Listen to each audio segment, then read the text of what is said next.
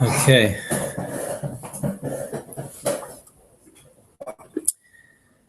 Good morning to everyone here and everyone there. Tuning in to hear the teachings of Musar and Chasidus of Mottel Zilber.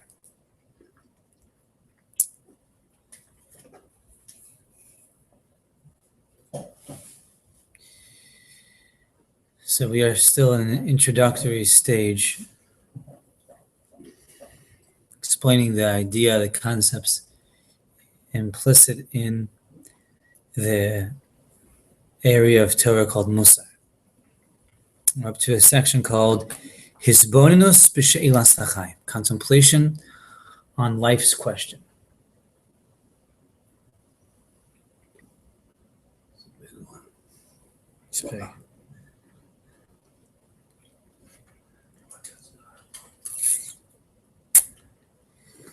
V'chahena yesh lehizbonen. There's many things to contemplate.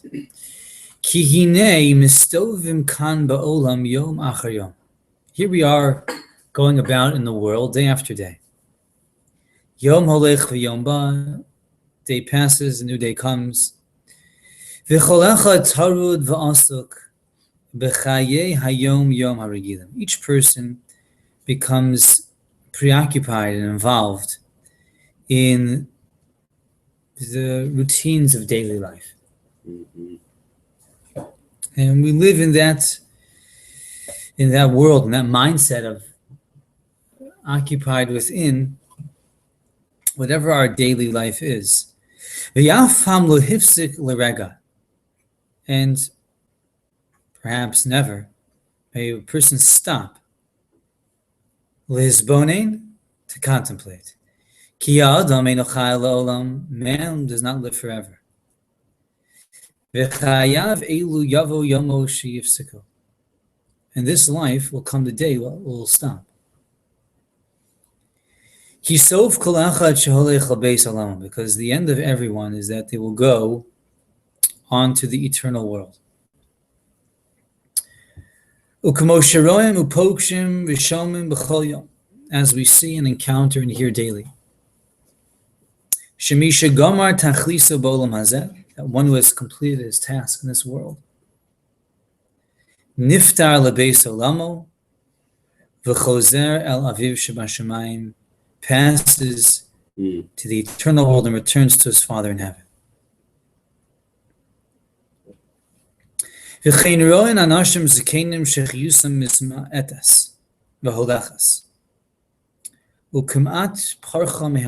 we see elderly people that their life force is diminishing and almost gone. And therefore, halo hamachshava harishona. And therefore, the first thought that must pierce the thinking of man is, why have I come to this world? I was not sent here for nothing.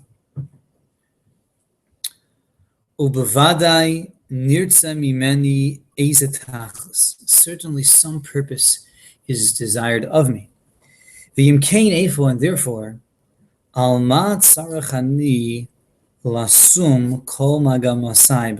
so toward what shall I put my outlook in life?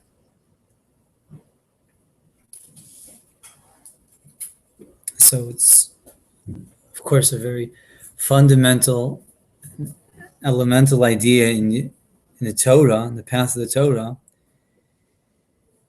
that there is particular purpose to every single person. As the Gemara says, every person must say, Bishvili nivra ha'olam, the world was actually made for me. And there's a very particular tachas, a very particular purpose for each individual.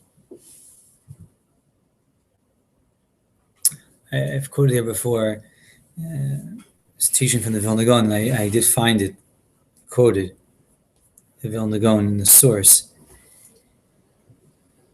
that the Vilna Gaon said that this was something that people would come to the Nevi'im before. The people would seek out the Nevi'im, the early prophets, asking them this question: what's my purpose? As you know, we find the story with Shaul when he had these lost donkeys, and his friend said to him, "Well, let's go ask the seer." So they came to Shmuel, they inquiring of the lost donkeys. So certainly if one would go to the prophet to inquire about lost donkeys, the person would inquire about the purpose of one's life. So having that vision, that clarity of vision, the Navi would be able to direct the person and say, this is what you need to do. This is what you're here for. So although we may lack the clarity of the answer, we still must be propelled by the question.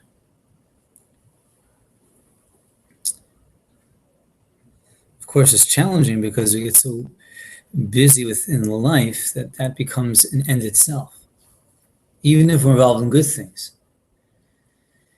And so it requires a person to really be attached to a different type of thinking, like the world of Musar, Chasidus, to begin to extricate oneself from that environment of just being preoccupied to really think on this question.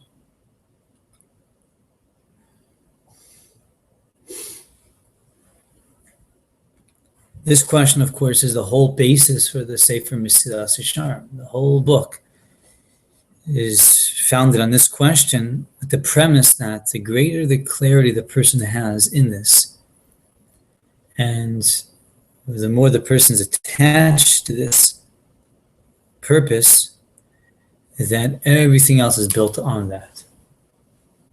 All of the levels that we are meant to climb is really built on the clarity, the awareness, and the attachment to this question.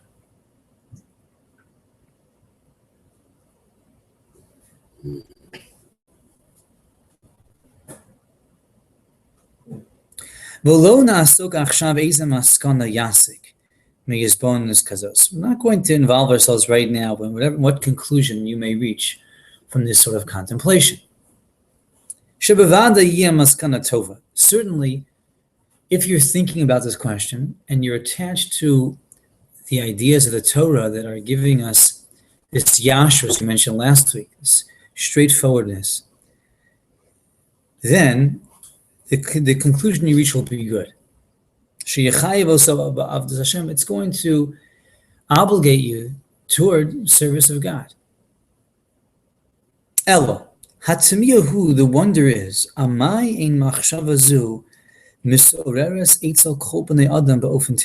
it is that this question is not aroused in people in a natural way. Why we're not naturally turned toward this important question and inspired by the question and disturbed by the question and propelled by the question. Hello, hu she'elas hachayim. Why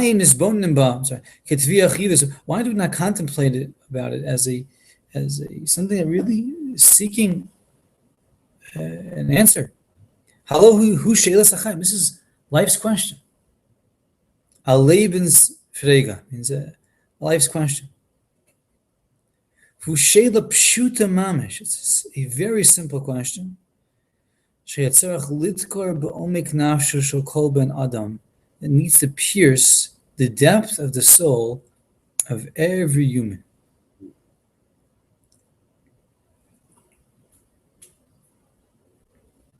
Shabal karchach yutzrach lesliaches elaboratzinus. Certainly, a person must relate to the question with the utmost seriousness. la'asos b'shvila mashu, and to do something with it.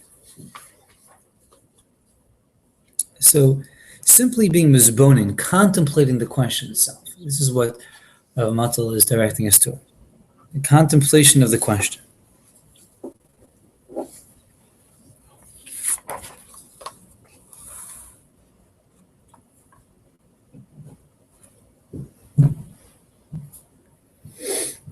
Turn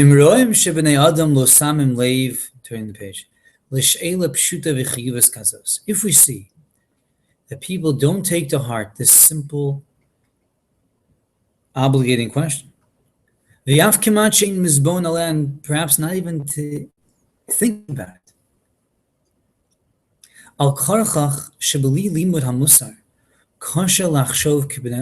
And this is because without this teaching of Musar, it's very difficult to think like a straight person.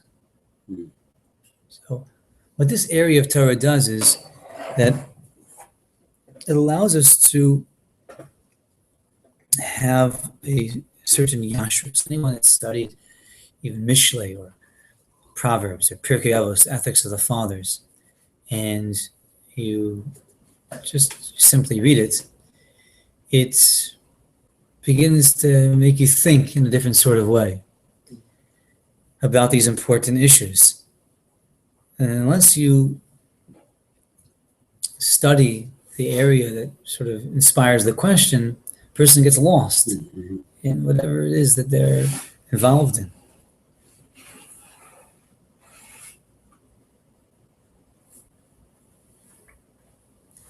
And difficult to think like the Adam HaYashar, the straight person, as the Musar does. The Musar does this. When we learn the teachings and put our mind on them, it begins to align the person. Without it, lo ya'amod afilu al dvar pshutim v'yesodiyim. A person will not come to very simple and fundamental ideas. That after they start to learn it, they're such simple ideas and such basic ideas that the person realizes they need to think about.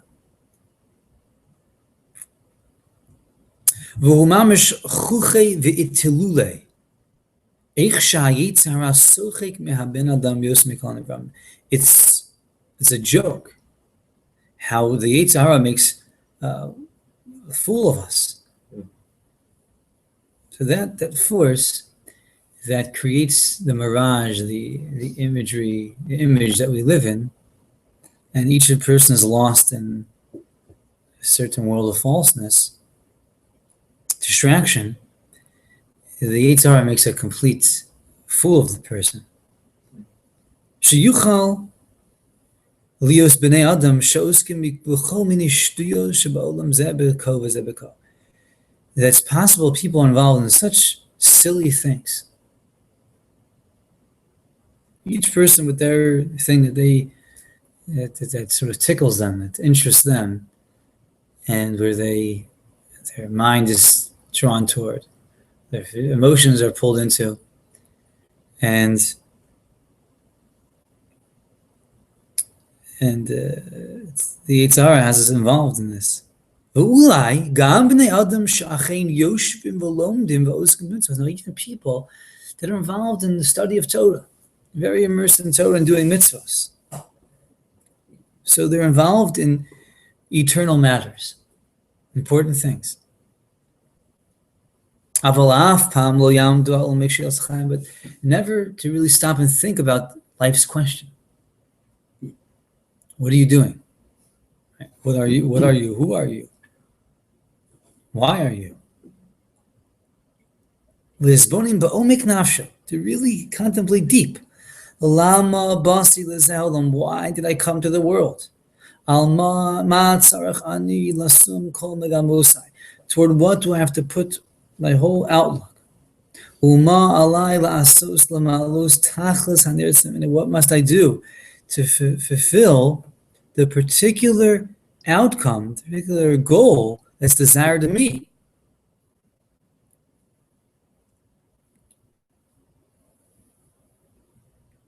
So even if a person's involved in eternal matters doesn't mean that they are thinking about this important question. And that important question directs the person toward a derech, a path. Im lo ra'inu ulo hayinu ma'aminim. If we would not see it, how a person can live, we wouldn't believe it. Ki ma'u tzarech l'tfus makom b'machshavto shel adam. What should occupy space in a person's mind? Shenachutz la'asok ba, that's so pressing that a person should be involved in. Imlo she'ilas hachayim, not for, quote, the question of life, life's question.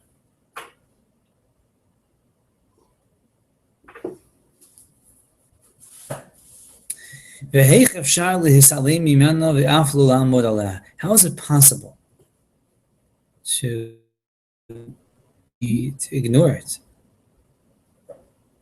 Just completely distracted from it and not just think about it.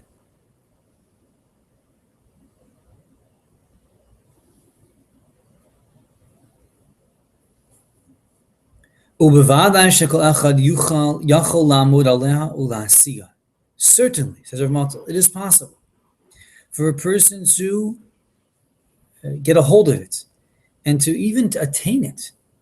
Like the Torah says, Ki karov elacha hadavar ma'od, the matter is very close to you.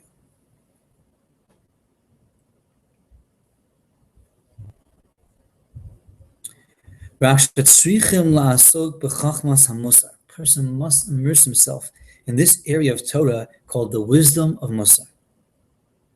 And to establish it as a necessary introduction to all their deeds, all the way they live, in a way that they don't depart from this area.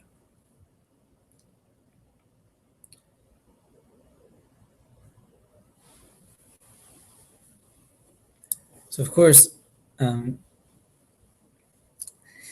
it's a difficult question also because it's somewhat, we don't have the clarity, we don't have the Navi with it to tell us, this is what you must do. This is your mission. Like we find with the prophets themselves, Hashem sent them on a mission to accomplish a particular mission or a life's mission, let's say. Like Hashem told you, the prophet Yirmiyah, while you were in the womb, you were designated for this task to go and speak. But Rav Mottel says, with the Chachma of Musar, a person can first learn what are the concepts, the ideas that Hashem has for a person. And with that, a person introduces a very simple yashrus, straightforwardness, an alignment, and will lead the person toward recognizing some very fundamental things about life, about themselves, and about what they are and what they must do.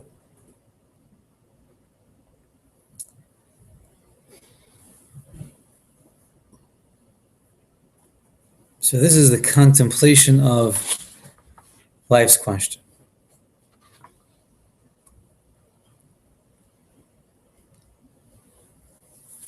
And certainly without that study of Musar, a person may come to a very erroneous idea of what they're supposed to do. So the Musar is drawing from Hashem's teaching, the teachings of the sages, the prophets, helps us first establish within ourselves what is Yashrus, what is that straightforwardness to Hashem.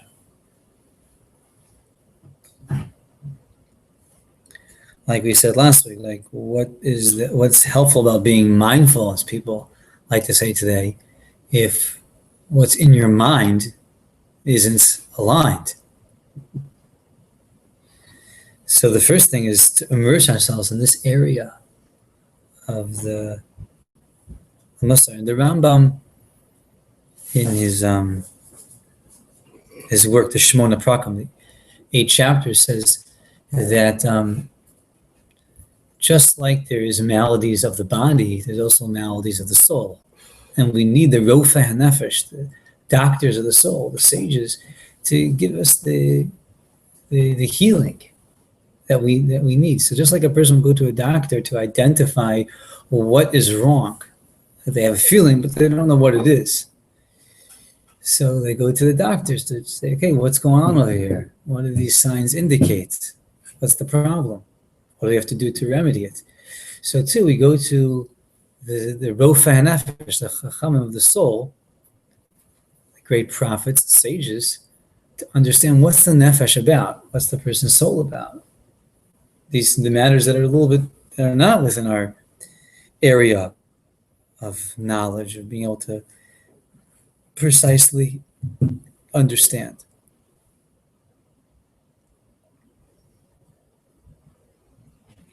Okay, so here Mottel now begins. What's the first thing that the person needs to understand in this whole area? The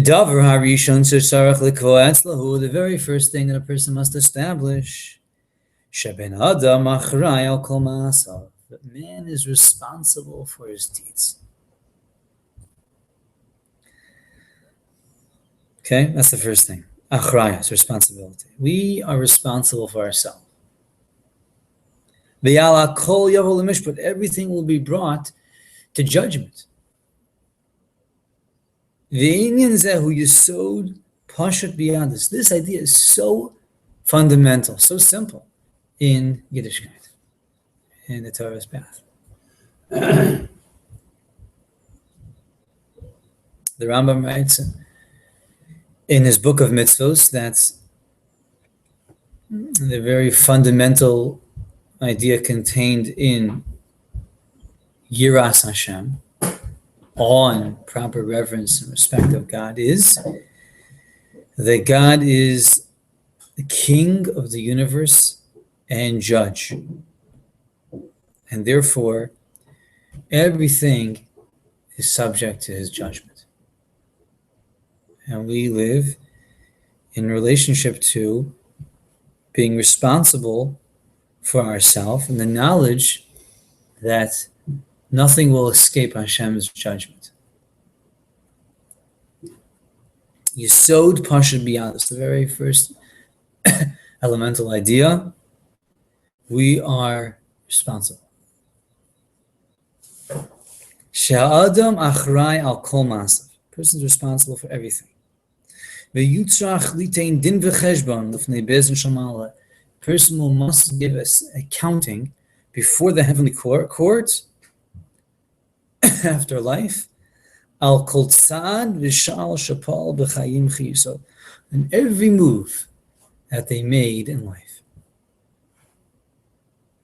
So the first sort of sobering thought that sort of awakens a person and takes him to that yashrus, that basic yashrus, that straightness is we're responsible for our deeds, for what we do, how we live, and must give an accounting for it.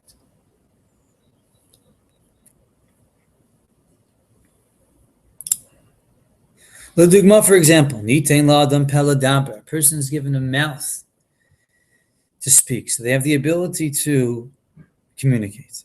Sarach l'das ki adam achrai al kol dibur v'hegesh yotzei peh. A person is responsible for everything that comes out of their mouth. V'tzarach lahachzik cheshbon mimasav, and therefore a person must have a cheshbon, a self-accounting on their deeds.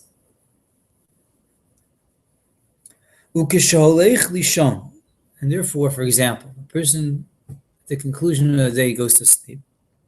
Tzarach lachshov cheshbonu shalom, they must take an accounting. Imile chovaso hayom, did they fulfill their obligation of the day in this regard? How did they use their mouth? And if a person, God forbid, did something detrimental, damaged another person, and they damaged themselves. Yasa tshuva l'shava. They must do tshuva on the past. V'yikabel ala haba lihizayir yosar, and then to accept for the future, to be careful. Sir? To accept toward the future, to be careful about it. So this is the idea. Now it's based upon the idea that a person is responsible. Therefore, a person must make their own cheshbon, their own accounting of how they're living. And this is a very basic idea found in Chazal, which is known as the cheshbon nefesh, self-accounting. A person doesn't wait till the last moments of life when it's customary to say the vidui, repentance, or even to wait till the high holidays for repentance, that a person's involved in a cheshbon. Now, sometimes people are a little bit intimidated by it because we have to have the right idea of what it means to do tshuva. As you said before, when Adam, man, did this first Aveira, instead of doing tshuva, he just stayed with the Aveira, stayed with the sin. And staying with the sin, although it gives the person the thought that, okay, I don't need to face it, so it's a lot easier. What happens is they never really leave it, never drop it, because they can't really properly detach from it. So they think, I'm not going to think about it, not face it, and therefore it's not really a part of me. But the truth is that not facing it and detaching it makes it always a part of you. It's like if a person has an issue or a fight with another person, you think, well, it's easier not to face them. But the truth is that you will end up thinking about it very often because you haven't really faced it and, reconciled the issue. Same thing. Anything that a person does sticks with them. And instead of being courageous and doing tshuva, we take the path that's easier and we just don't do anything about it. It stays with us. And there's also a lot of fear in tshuva because the association with guilt is not one that a person really wants to invite. The truth is that tshuva is a very simple and actually direct process of facing what one has done, acknowledging it, realizing that this was not a good thing, feeling badly that they did that, and then accepting that they do not want to continue this behavior. And with that, they detach the hate from them and move on. And so tshuva is actually a very direct and very precise process where you engage what was wrong, you acknowledge it, realize that this was a damage, accept not to do it, and then tshuva has been done. And that creates a detachment between the chait and the person. And now the person moves on to the next thing, moves on in life, goes higher. So unlike guilt, which is something that a person stays with, tshuva is something that the Avera does not stay with, because tshuva is you've properly dealt with it. As the example with the enemy, or with the person that you have a problem with. If you properly deal with it, then you reconcile and you could move forward. If you don't, then it stays with you. Mm-hmm. So tshuva is actually a very simple process. Now, yes, there are many levels of tshuva, and a person can return to something and do it. Tshuva, but tshuva in its very most simplest form is simply to acknowledge that something was not proper, and to have a feeling of regret about that. It wasn't the right thing. I should have not done that. And then to accept upon oneself to really do differently. And with that, one moves onward. And that is the cheshbon nefesh. Simple cheshbon.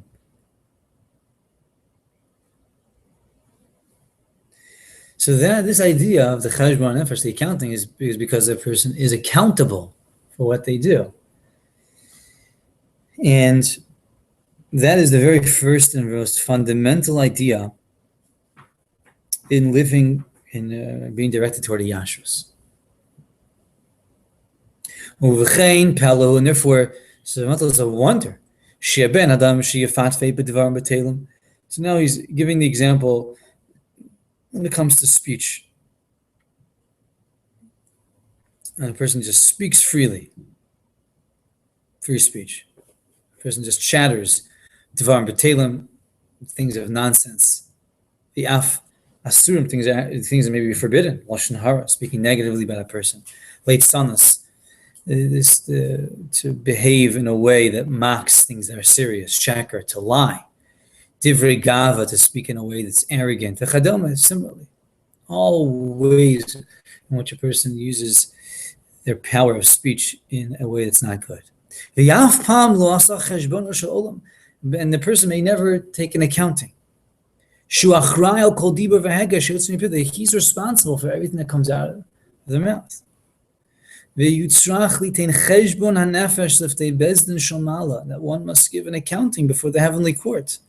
On anything that was of not important, not purposeful. Certainly things that are prohibited.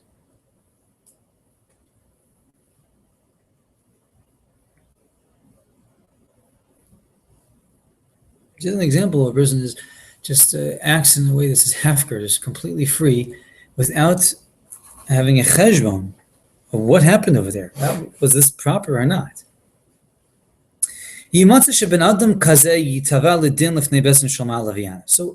it'll happen that a person like this will then be brought to the heavenly court, and he'll answer, Lo bonanti. I didn't think about it.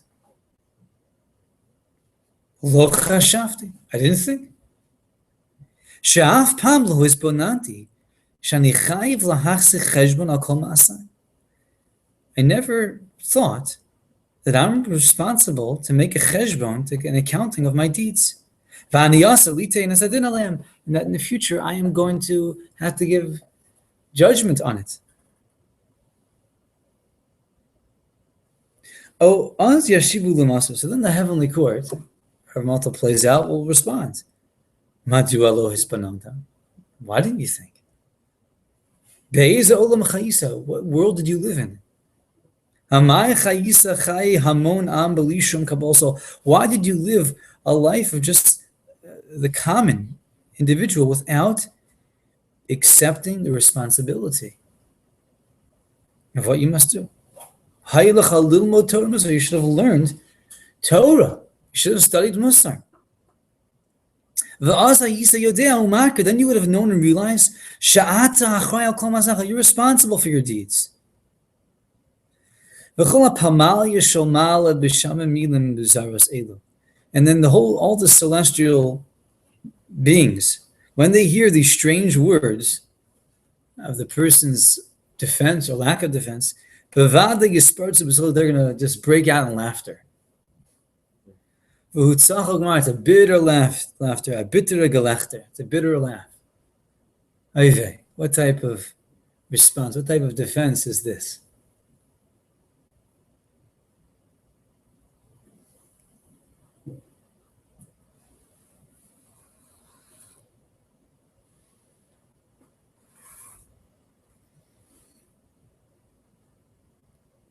Another example. It says in Sefer Yehoshua that you should think of it day and night. Ashreichem Yisrael v'la'avod aleh alasi. This pasuk in Yeshua teaches us that a person must be very diligent in their study of Torah and to work on it to attain it. So we have a mitzvah of to study Torah. that you teach it to your children. The sages say this is the source of the mitzvah of your study of Torah.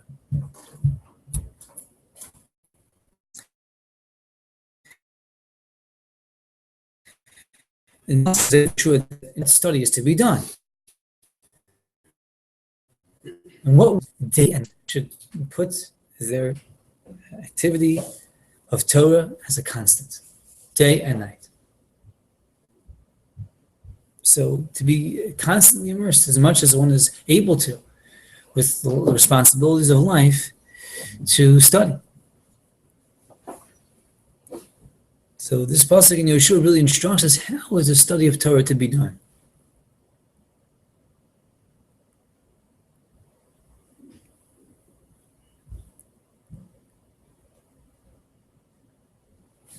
Therefore,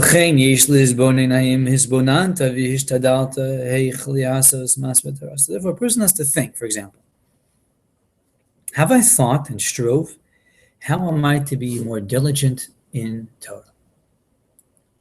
Here it is that Hashem commands us to study the Torah and to do it in a way that we are involved, immersed in it.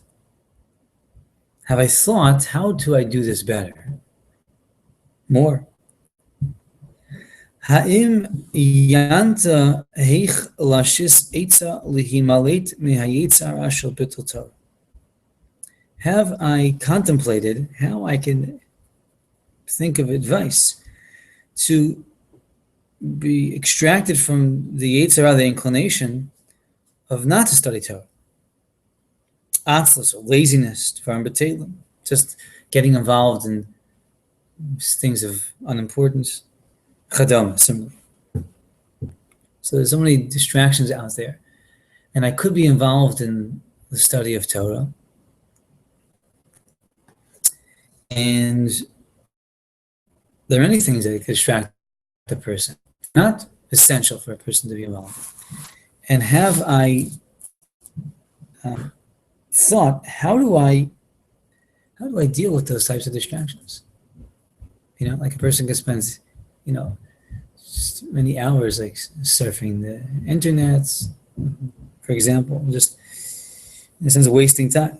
Sometimes a person needs to relax and do things like that, and that's part of the cheshbon and accounting.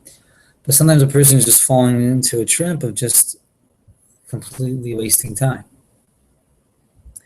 And there are many things out there that can really distract us. So a person would have to think, okay, how do I deal with those sorts of dangers, sorts of traps, where I can get really involved in doing something that really is no eternal value? It doesn't really have a proper place in life, but it really is quite luring, quite attractive. So how do I set up life in such a way? How do I become aware and careful not to get entrapped there? So that's a type of contemplation.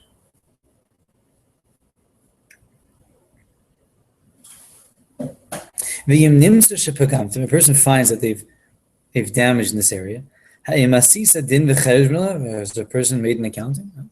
Listen, I wasted a lot of time over there. That really wasn't good. Right? How do I keep myself from that happening again?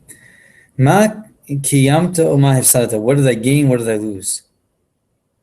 And the acceptance to try to fix, do better. And even to think, how do I privilege to actually have greatness in Torah? Each person can think, how do I become greater in the study? How do I become more knowledgeable? As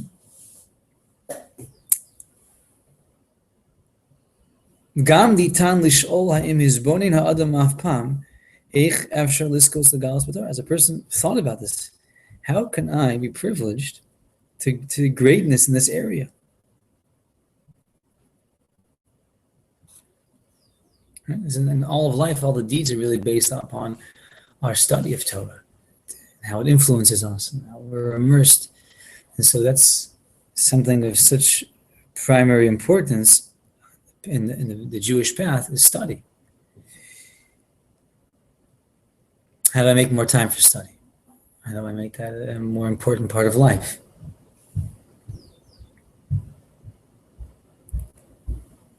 How can I achieve a level? Is it even aroused within us a proper desire to be privileged to greatness in Torah?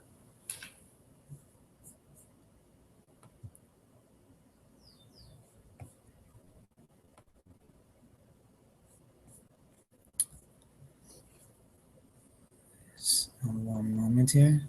I'm going to turn over the page. I don't have it here. I'm just going to read a little bit.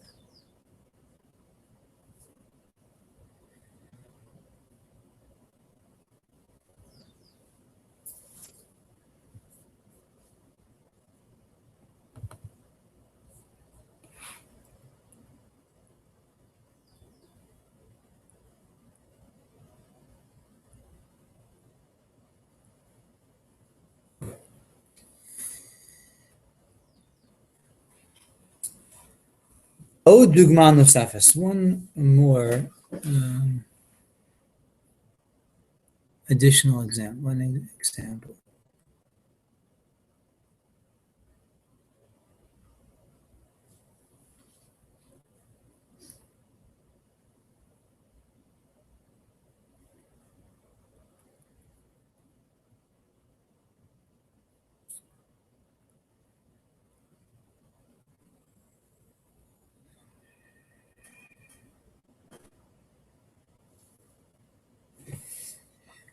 I think we'll have to hold there, actually.